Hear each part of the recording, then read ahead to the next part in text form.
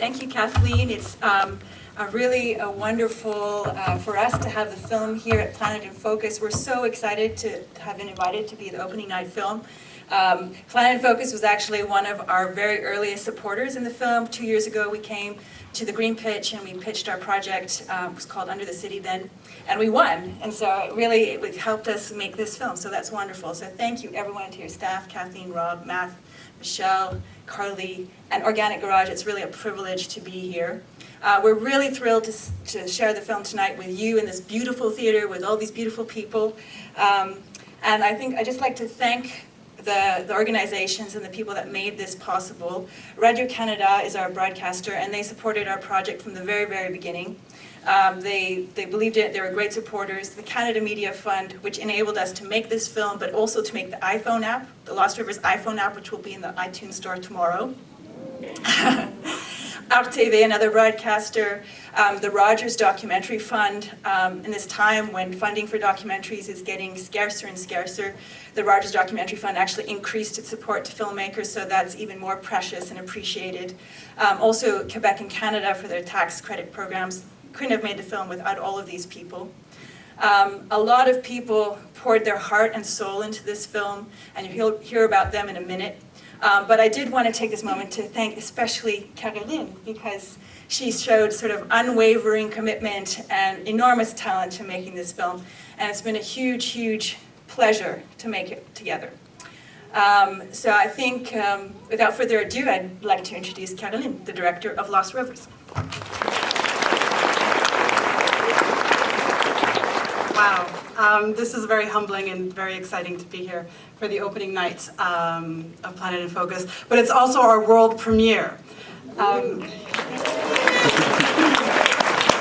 So given that, there are a few people that I would really love to thank. And first of all, along with collaborating very closely with Katarina for the past 3 years to make this film, I had the privilege of working very closely with 3 individuals. Director of photography Alexandre Domingue, editor Howard Goldberg, and music composer John Wilson. Howard and John are actually here tonight. I'm really happy and excited about that. So thank you so much for putting all of your talent and so much drive and so much generosity into collaborating on this. And also to thank everybody who's in this film. There's a lot of people in this film. It's a film about rivers, but oddly enough, it ended up being a film a lot about people and their interaction with their natural environment and urban environment. So thank you, the visionaries, the explorers, the drainers, the environmentalists, the experts who shared their stories and with us and with me. And who enabled me, us, and hopefully will enable a lot of you to look at your urban environment in a completely different way. So there you go. So thank you very much. Thank you, Planet in Focus, and I hope you enjoy the film.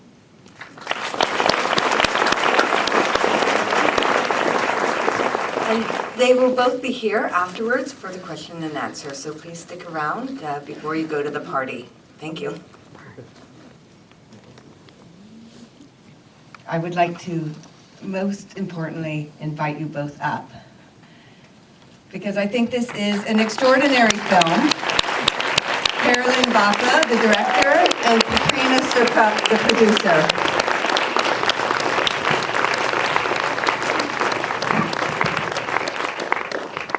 Thanks, and we also wanted to invite to come up with us some of the people. We're really lucky to have some of the people from Toronto who are in the film here with us tonight. And we have one person from Yonkers. So please come on up. Howard and John, can you come up too? There are 2 people who are involved in making the film, the editor and the composer of the original beautiful music. Danielle Clamondon from Montreal, and Michael Cook. I don't know, Georgia and Helen, you can also come up too, since you're a part of the Human River Walk, if you want to. No pressure. But if you are here, I'm sure people have some questions about Toronto's Lost Rivers, so.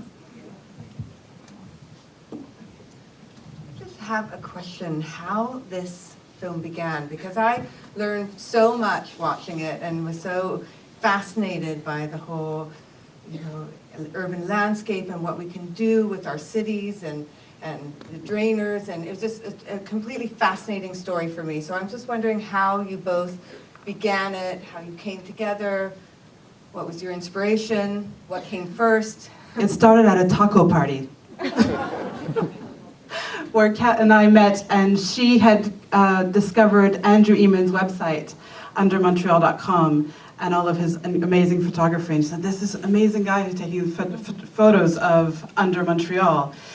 We need to make a film about it. And then we started doing some research, and we discovered that there's stories about rivers buried under cities everywhere.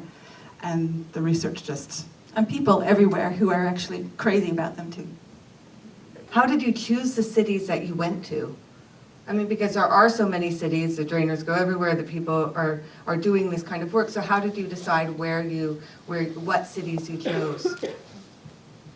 I guess because we were trying to develop the story, like what was a story that we really wanted to tell through all of these explorers and all of these environmentalists and all of these activists and all these people with these stories about their lost rivers. And it came down to choosing or going into cities that had very different stories and pasting together the evolution of the way that we see our environment, our urban environment. So from the beginning, from the history of it all the way to today, and the problems that cities have faced in between along the way. So that's kind of it naturally, story-wise, came together that way. Very different stories. I'm going to open it up to some questions. If you I was just wondering what the follow-up is in Yonkers. How's the pizza business doing? How's the revitalization happening? Well, the pizza business is alive and well. It's doing terrific. And they're very happy. And in essence, the park is actually being used at night after hours because we lit it up so much, which was something everybody said would never happen. So it's been a very positive effect. The wildlife is tremendous. I learned all about eels because I had to read a book on eels when I was on vacation the first year. I've got to tell you, it is fascinating. So thank you.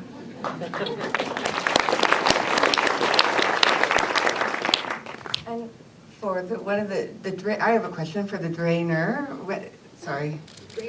Drainers, yeah, all of you. How did you get started on being fascinated by these underground rivers and? Sure. I mean, for me, I started the same place the water did on the surface, following creeks in the suburbs, and then ultimately I found in Burlington and in Mississauga, almost invariably this creeks would end up being routed underground. And for me, it was natural to just continue to follow them and find out where they went and try to figure out how they got there, why it was that we put them there.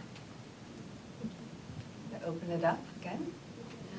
And by accident, I followed a creek that brought me into a sewer, and I didn't know it was a sewer at that time.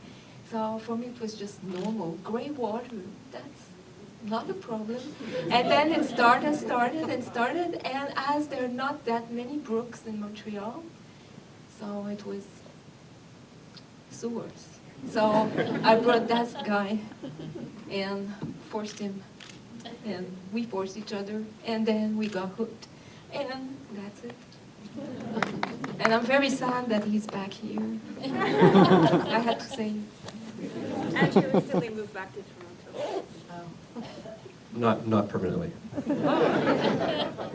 I see a question up there. I was wondering, what happened to the people under Brescia?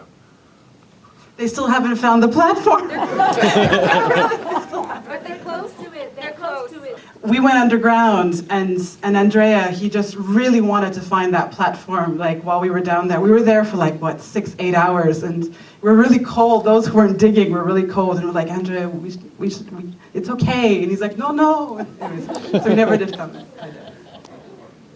I think the great news is this movie, because the Canadian way of doing things, we like to make sure that everyone else does it first before we do it. So maybe now that Carolyn and Katarina have made this movie, we can at least, rub their noses in it a little bit and say, listen, can't we do just a little tiny bit here? Because really it's a bit embarrassing, don't you think? Hello.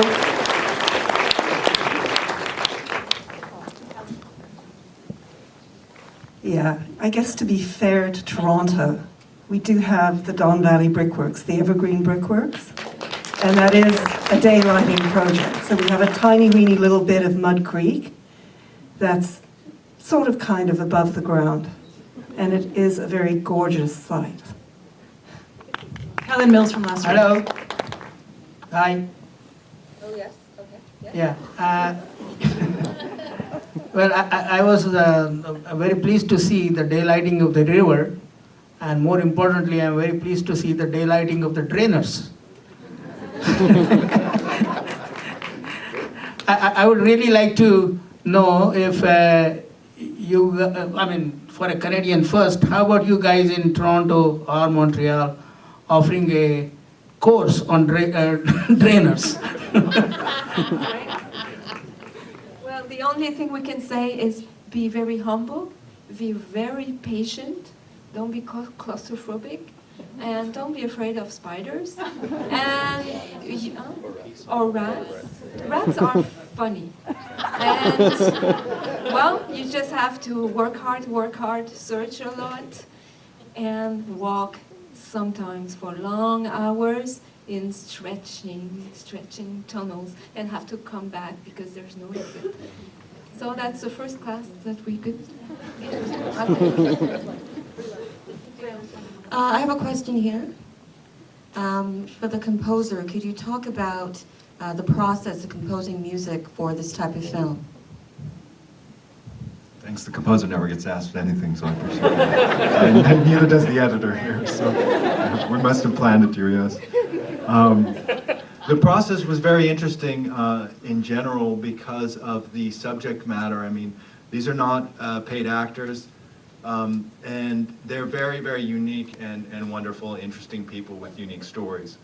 You can do low notes that create this horrible drama, Hollywood-style drama, but to have a direction from a great producer and a great director that lets you kind of study the intricacies of the human experience in this type of situation was really beneficial, I think, to the whole process for me. But I don't know, that was the starting point, I guess, for us. It was incredible for us to see how John's music could really bring and elevate certain parts of the film. You know, like now, the pond scene in Toronto, when we're seeing like the animation, that funky music is now one of my favorite parts of the film, and it's because of your music, and because of the potential that we could see in imagining a different kind of future for our cities. I'm sure all of you. So we have time for one more question.